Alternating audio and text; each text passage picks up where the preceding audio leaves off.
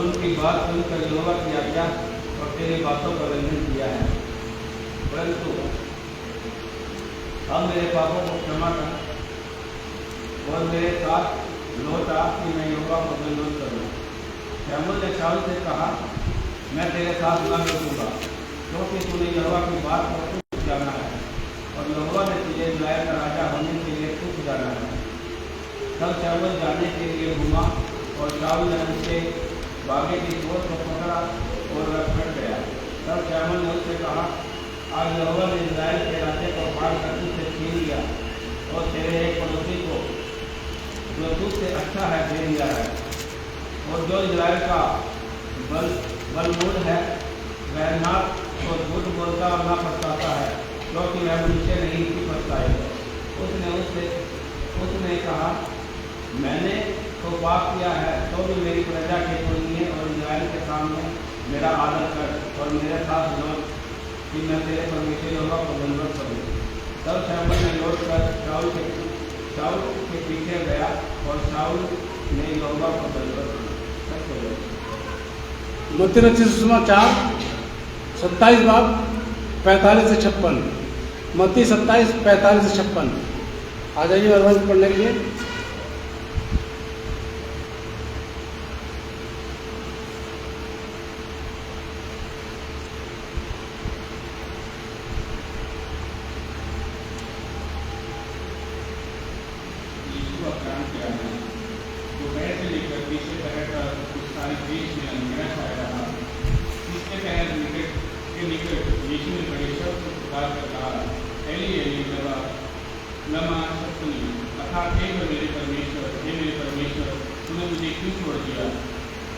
जो वहाँ खड़े थे उनमें से कितनों ने ऐसे कर कहा, वह तो एलिय्याह को पुकारता है। उनमें से एक तुरंत दौड़ा और फल लेकर सिक्के में डुबोया और सरकंडे पर रखकर उसे सिखाया। औरों ने कहा, रह जाओ, देखिए एलिय्याह उसे बचाने आता है कि नहीं। तब यीशु ने फिर बड़े शब्द से चिल्लाकर प्राण छोड़ दिए, और देखो मंदिर का पर्दा ऊपर से नीचे तक फटकर और टुकड़े हो गया, और धरती डोल गई और चट्टानें खड़क गई, और कब्रें खुल गई और सोए हुए पवित्र लोगों के बहुत से जीव थे। और उसके जीवने के बाद वे कब्रों में से निकलकर पवित्र नगर में गए और बहुतों को दिखाई दिए। सब सूबेदार और लोग उनके साथ यीशु का पहरा दे रहे थे। भूकंप और जो कुछ हुआ था उसे देखकर अत्यंत डर गए और कहा, सचमुच ये परमेश्वर का पुत्र था। वहाँ बहुत सी स्त्रियाँ थी जो गलील से यीशु की सेवा करती हुई उसके साथ चली आई थी, दूर से वह देख रही थी। उनमें मरियम मगदलीनी और याकूब और योसेफ की माता मरियम और जब्दी के पुत्र की माता थी।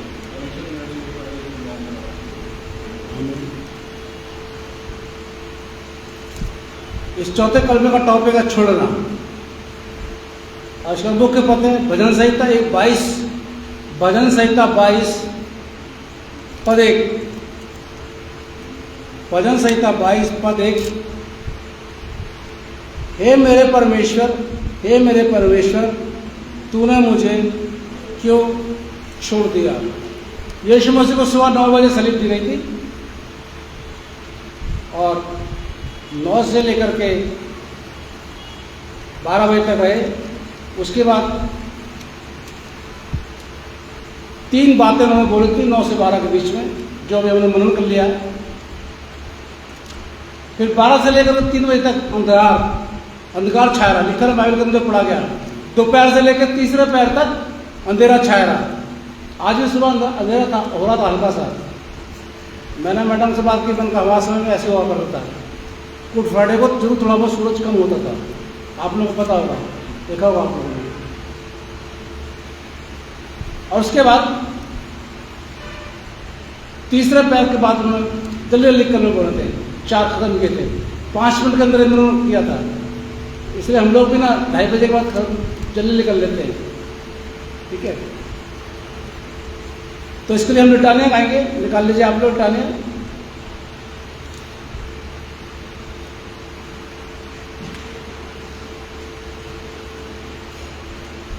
Ratu satrangze data, jabafta poshi data, baka mona de data, sunamaye, jake duwa ho goha, देखोना से होता हमको तो उस बात सवा हमारे दुआ को कामयाब ना हो, पास से को जवाब ना हो, पास के दिल बेकार ना हो,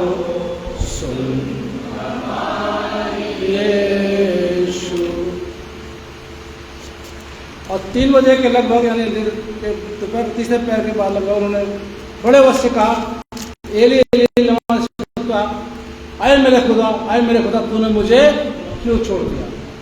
बहुत से लोग वहाँ पर थे, वो कह रहे थे देखते वो एलिया को बुला रहा है, क्योंकि जो बुराई करता है उसका दिल दिमाग खराब हो जाता है, वो समझ नहीं पता क्या बोला। मैं बोला कुछ और जा रहा है, समझा कुछ और जा रहा है। एली बोला जा रहा है, वो चल रहा एलिया आएगा, देखे एलिया इसको बचाता कि नहीं बचाता है। सवाल यहाँ पर पैदा ये होता है कि एक बाप ने अपने बेटों को छोड़ दिया, ऐसे हालत में, मुसीबत की हालत में अपने बेटों को छोड़ दिया, क्योंकि खुदा ने यीशु मसीह की आवाज से लग रहा है कि बड़े दुखी हैं और कह रहे हैं तूने मुझे क्यों छोड़ दिया। यहां पर आती है बात, अगर हम खुदा कहना नहीं मानेंगे तो खुदा भी हमें छोड़ देगा। शाऊल की बात करते हैं, अभी पढ़ा गया, एक आज्ञा निकाली थी खुदा ने कि तू वहां पर जा और सबको मार देना, किसी को जिंदा मत छोड़ना, चाहे पशु पक्षी कोई क्यों ना हो। शाऊल गया, लेकिन शाऊल ने कुछ अच्छे पशुओं को बचा लिया। खुदा ने शमूएल से बोला जाके देख, उसने मेरी आज्ञा नहीं मानी।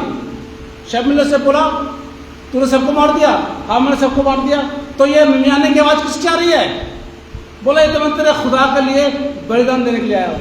शमूएल बोलता बात सुन, बलियां चढ़ाने से बेहतर है कि खुदा की आज्ञा का पालन किया जाए, और जो खुदा का हुक्म नहीं मानता खुदा उसको छोड़ देता, चाहे वो उसका बेटा क्यों ना हो, चाहे वो कितना बड़ा धर्मी क्यों ना हो, चाहे कितना बड़ा पादरी क्यों ना हो, चाहे उसको कितने बड़े वरदान क्यों ना मिले हो। अगर वो कहना नहीं माने खुदा का तो उसको छोड़ दिया जाएगा। यहां पर यीशु मसीह ने कोई गुनाह नहीं किया था, गुनहगारों खुदा छोड़ता है, लेकिन यीशु मसीह ने कोई गुनाह नहीं किया था। अब क्या बात है, यीशु मसीह मेरे और आपके गुनाह को अपने ऊपर लेकर के सलीब पर चढ़े, तो हमारे गुनाह में शामिल हो गए, क्योंकि बाइबल बताती है गलतियों 3:13 में लिखा हुआ है जो काट पर लटकाया जाता है वो शापित होता है।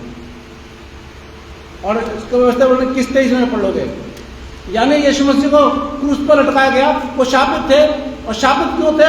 हमारे गुनाहों की वजह से। हमारे गुनाह जब उनके ऊपर थे, हमारे गुनाहों की क्षमा मांग रहे, तो खुदा ने कुछ समय के लिए यीशु मसीह को छोड़ दिया, हमेशा के लिए नहीं छोड़ा, थोड़े समय के लिए छोड़ दिया। यदि मैं और आप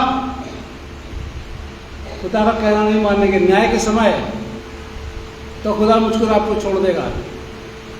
मत्ती में लिखा हुआ है, मत्ती 24 पढ़ेंगे 40-41 में, 2 जन खेत में काम कर रहे होंगे, एक ले लिया जाएगा और एक छोड़ दिया जाएगा। 2 औरतें चक्की पीस रही होंगी, एक ले ली जाएगी और दूसरी छोड़ दी जाएगी। जो धर्मी हैं, जो खुदा का नाम मानते हैं, जो अपना जीवन बिल्कुल बेगुनाह तरीके से कर रहे हैं, वो न्याय के समय ले ली जाएंगे, और जो अधर्मी हैं, बार बार समझाने पर भी नहीं समझ रहे, उनको छोड़ दिया जाएगा।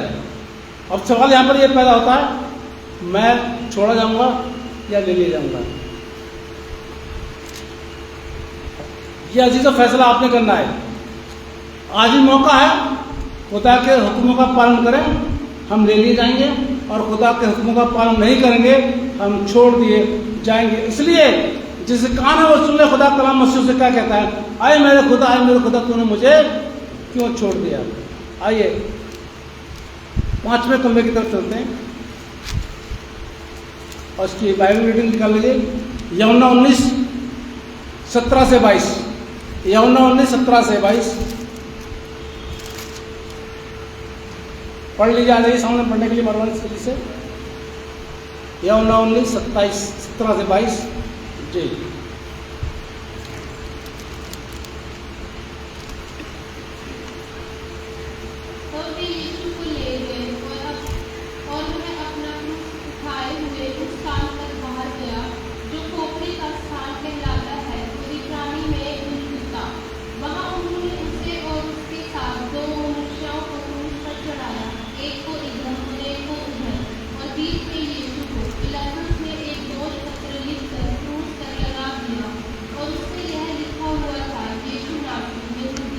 यहूदियों का राजा।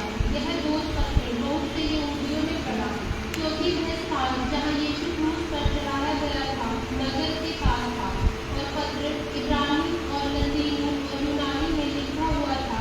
तब यहूदियों के प्रधान याजकों ने पिलातुस से कहा, यहूदियों का राजा मत लिख, परंतु यह कि उसने कहा, मैं यहूदिया का राजा हूँ। पिलातुस ने उत्तर दिया, मैंने तो जो लिख दिया है वह लिख दिया। मिटाने निकाल लीजिए 5वें कलमे की। कलवरी पर तू खुदा दो को प्यास चार सहता, प्यासा था तू जानो का, सुन हमारे यीशु, हमें प्यार कर सादा तू, मुश्ताक हमारा हो, कानवीर तेरे जो, सुन हमारी जिंदगी के पानी से प्यास हमारी हो जाते, जो मुश्ताक और के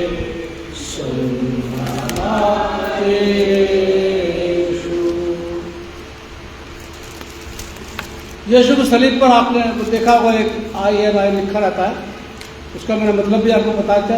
और यहाँ पर लिखा हुआ था, जो लिखा था यीशु नासरी यहूदियों का राजा। ये पिलातुस ने एक बोर्ड लगा दिया था, और वहाँ पर लोग कुछ थे, वो ऑब्जेक्शन कर रहे थे, अरे ये मत लिख, ये मत लिख, पर ये लिख कि इसने कहा कि मैं यहूदियों का राजा हूँ।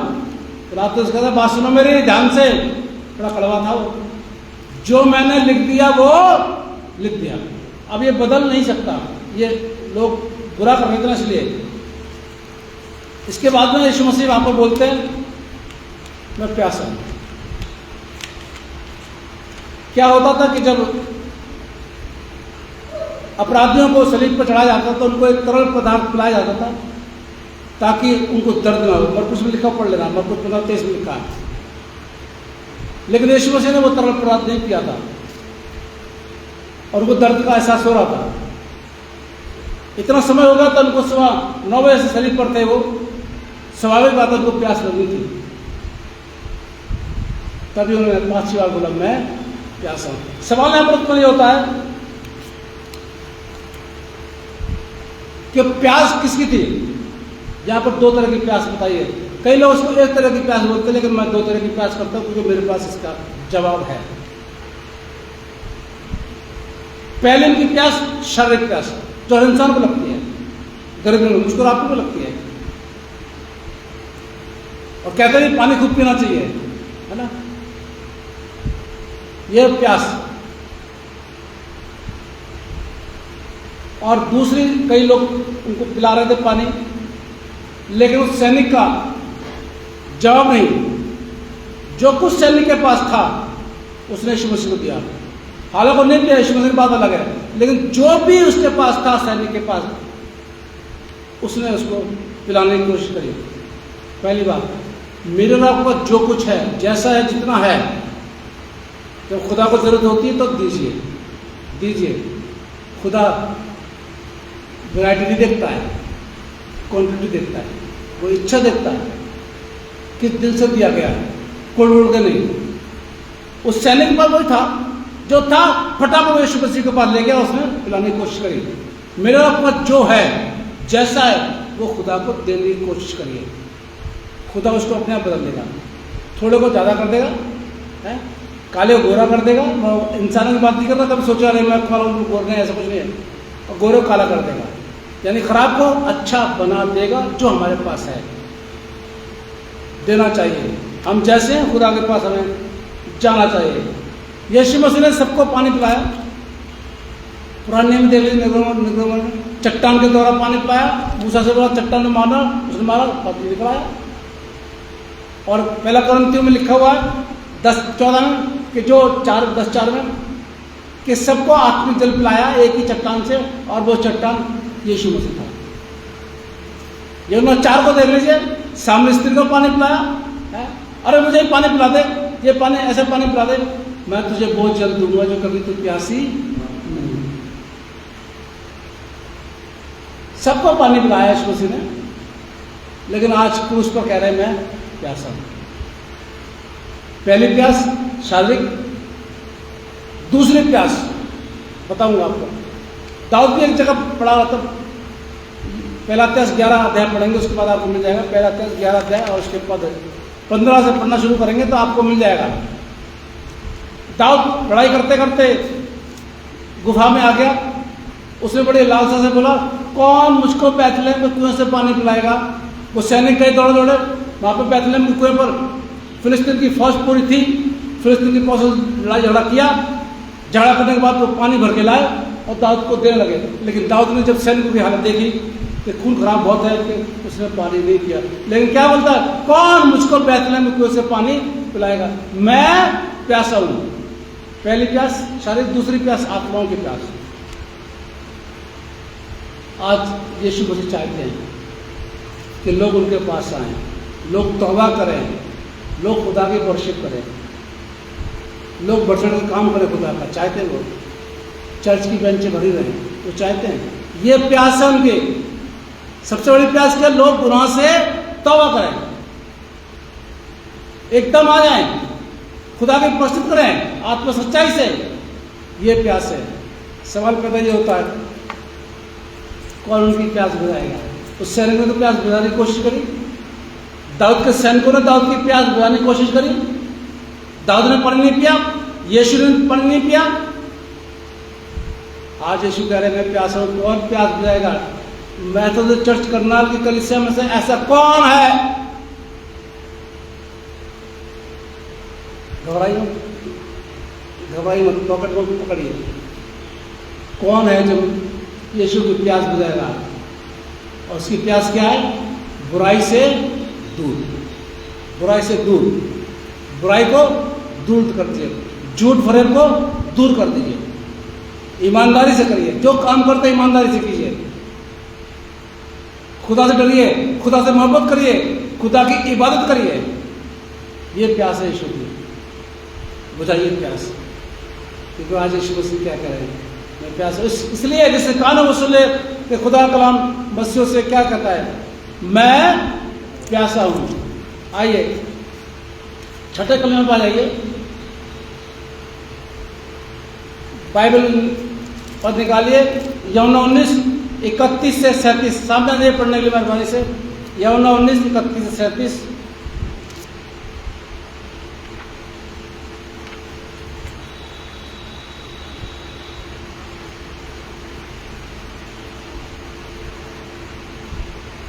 चिंता मत करिए, स्टर्कर में नाम लिख दूंगा जो आज नहीं पढ़ रहे हैं बाइबल, जो आज बाइबल नहीं पढ़ रहे हैं, स्टर्कर का नाम लिख दूंगा और डाल दूंगा ग्रुप में। चलो बटो पढ़ो बेटा। इसी की तैयारी का दिन था। यहूदियों ने पिलातुस से विनती की कि उनकी टांगें तोड़ दी जाए और वे उतारे जाएं, ताकि सबत के दिन एक दूसरों पर ना रहे, क्योंकि वह सबत का दिन बड़ा दिन था। अतः सैनिकों ने आकर उन मनुष्यों में से पहले की टांगें तोड़ी, तब दूसरी की भी, जो उसके साथ पीठों पर चढ़ाए गए थे। परंतु जब यीशु के पास आकर देखा कि वह मर चुका है, तो उसकी टांगें न तोड़ी।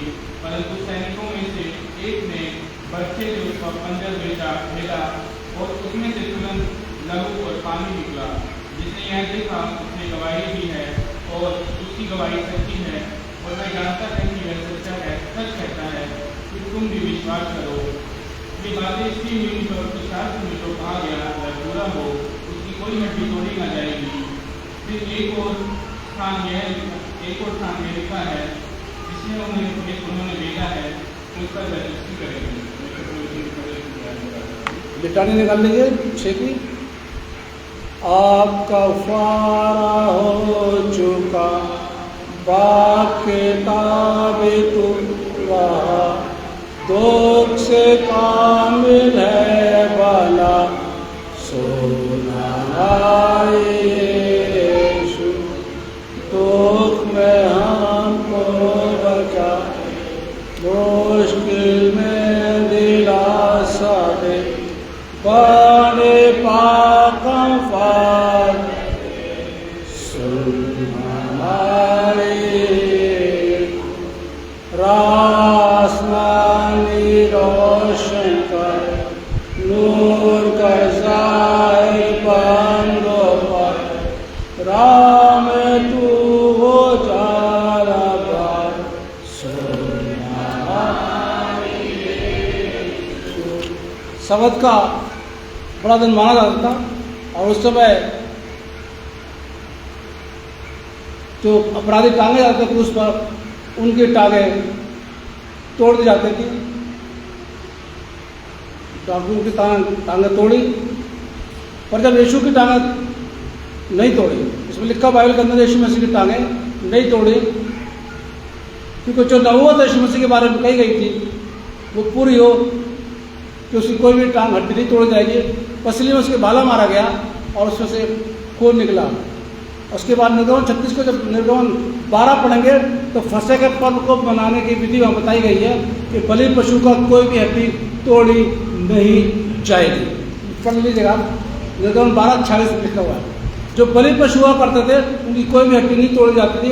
यहाँ पर यीशु मसीह मेरे और आपके लिए, पापों के लिए कुर्बानी दे रहे हैं, इसलिए उनकी कोई भी हड्डी तोड़ी नहीं गई। ऐसी कैसे उनको उतारा गया। यीशु के बारे में और भी बहुत सी नबूवतें हैं जो उनके बारे में कही, उनकी पैदाइश के बारे में, उनके परवरिश के बारे में, उनके आश्चर्य कर्म करने के बारे में, और उनके दुख उठाने के बारे में, उनके क्रूस पर मरने के बारे में। सारी बातें उनकी जो भी भविष्यवाणी की गई थी वो यहाँ पर पूरी होती दिखाई दे रही है। तब यीशु मसीह कहते हैं पूरा हुआ, तमाम हुआ। वो एक हमारे थे भाई पीटर साहब आते थे, हमेशा बोलते थे भाई साहब तमाम हुआ पर मैं बोलूँगा एक दिन। उन्हें कहा जाना बोलेंगे, अब नहीं आए। पहले के समय में जो काम लोग किया करते थे, काम पूरा करने के बाद में एक शब्द इस्तेमाल किया करते थे, टेटलेस्टाई। टेटलेस्टाई का मतलब काम पूरा हो गया, हमने काम पूरा कर दिया। यीशु मसीह के बारे में जो भविष्यवाणी की गई थी, खुदा ने जो काम सौंपा था, यीशु मसीह ने सलीब पर वो काम पूरा कर दिया और बोला कि तमाम हुआ। और सबसे बड़ा महत्वपूर्ण काम था नजात का, हमारे गुनाहों से तौबा प्राप्त करके हमको उद्धार देने का, हमें नजात देने का काम था, वो उन्होंने पूरा किया। तभी उन्होंने बोला पूरा हुआ। काफ़ी विरोध होता था जब हम एजरा किताब को पढ़ते हैं, मंदिर बनाया जा रहा था, विरोध हुआ। विरोध होने के बावजूद भी एजरा के द्वारा खुदा का हैकल बनाई गई। आज भी अगर कोई विरोध होता है अपने काम को करने के लिए, खुदा काम करने के लिए कोई काम होता है, कोई विरोध होता है, तो मेरे अजीजों उस विरोध का सामना करें और उस काम को पूरा करें, क्योंकि खुदा हमें इस्तेमाल करना चाहता है। कहता है तुम ये मेरा काम करो। खुदा ने यीशु मसीह ने पहले ही बोला था कि उसने बोला था यूहन्ना में 17:4 में लिखा हुआ कि जो काम तूने मुझे सौंपा है उसको पूरा करके मैंने तेरी महिमा की है। खुदा का काम जो आपको सौंपा जाता है, जो मुझको सौंपा जाता है, उसको पूरा करने के लिए हम ऐसे पूरा करें तो खुदा की महिमा हो, सिर्फ और सिर्फ खुदा की महिमा हो, किसी इंसान की महिमा ना हो। ये कब होगा? जब मैं और आप तन धन से उस खुदा के काम को पूरा करेंगे, तब खुदा की महिमा होगी। यीशु मसीह ने भी खुदा की महिमा की, सारा काम पूरा करने के बाद में लास्ट में क्या होता है? तमाम हुआ। इसलिए जिसे कान ने वो सुन ले, खुदा कलाम मुझसे से क्या कहता है? यीशु ने बड़े शब्द से कहा तमाम हुआ। 7वें की तरफ आ जाइए, निकालिएगा लूका रचित समाचार उसका 23 बाब 44 से 49। लूका 23 44 से 49। आ जाइए पढ़ने के लिए, मेहरबानी जिसको मिल जाए।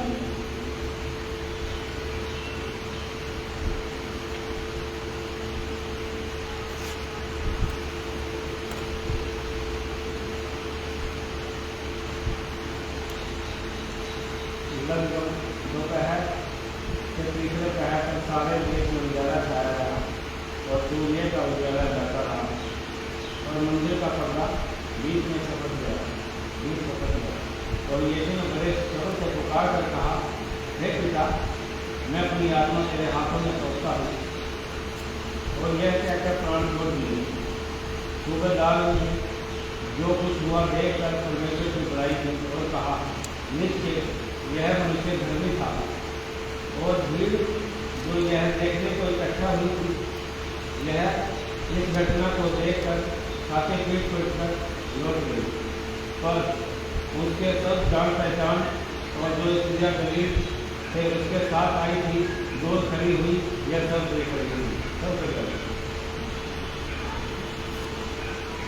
इसका जो टॉपिक है वो है सौंपना, और इसका मुख्य पद है भजन संहिता 31। निकालिए भजन संहिता 31, भजन संहिता 31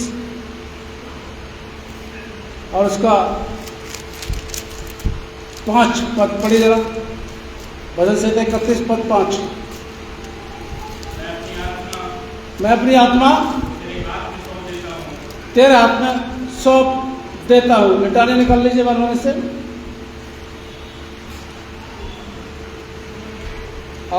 मशक्क़त तमाम जंकायो अनेक अंजाम, बाप में है तो पूरा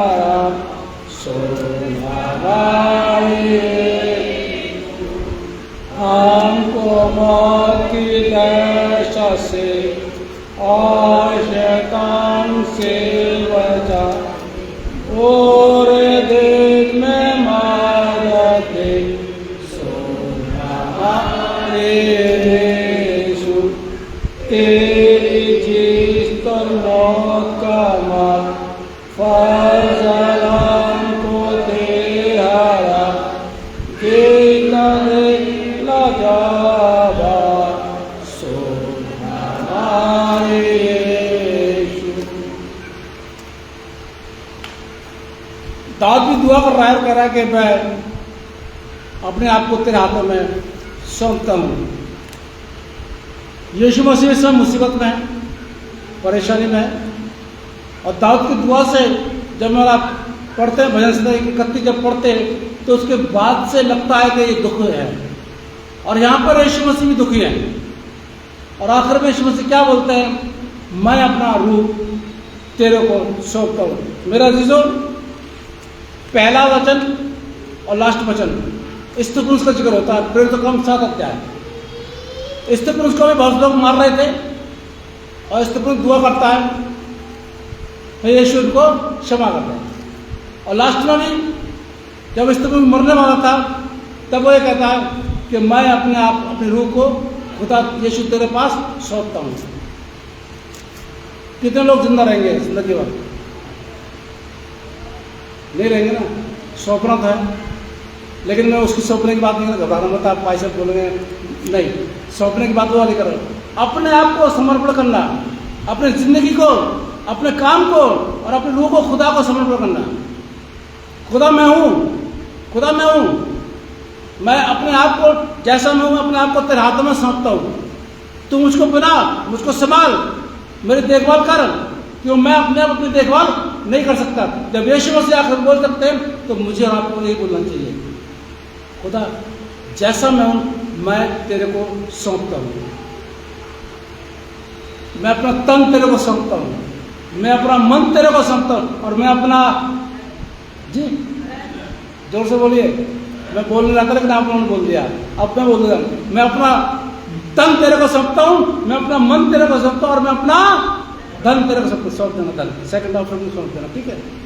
तो सौंपना यह जरूरी होता है मेरा चीज़ों, बड़ी सीरियस तरीके से। अपने आप को अगर मैं कुछ बन नहीं सकते, हम कुछ कर नहीं सकते, तो हम अपने आप को जरूर सौंपें। खुदा पर भरोसा करना चाहिए कि जब मैं और आप अपने आप को खुदा को सौंपेंगे तो खुदा अपने तरीके से मेरी और आपकी देखभाल करेगा, अपने तरीके से मुझको और आपको बनाएगा। कब?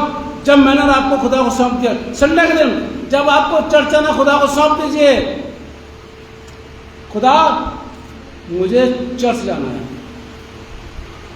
कैसे जाऊंगा मुझे नहीं पता, मुझे तेरी आराधना करने जाना है, खुदा मुझे तेरे काम के लिए ये देना है। खुदा करेगा इंतजाम कब? जब मैं और आप अपने आप को सौंपेंगे। और जैसे यीशु मसीह ने सौंपा, आज यीशु मसीह कहाँ है? खुदा के देना। कितनी बड़ी बरकत है। जब मैं और आप अपने आप को सौंप देंगे तो मुझे को आपको बहुत बड़ी बरकत मिलेगी। इसलिए जिसे कान है वो सुन ले कि मसीह समाज का खुदा कलाम मसीह समाज से क्या बोलता है। यीशु मसीह ने अंत में बोला, मैं अपनी आत्मा तेरे को सौंपता हूँ, टाइम दे लीजिए।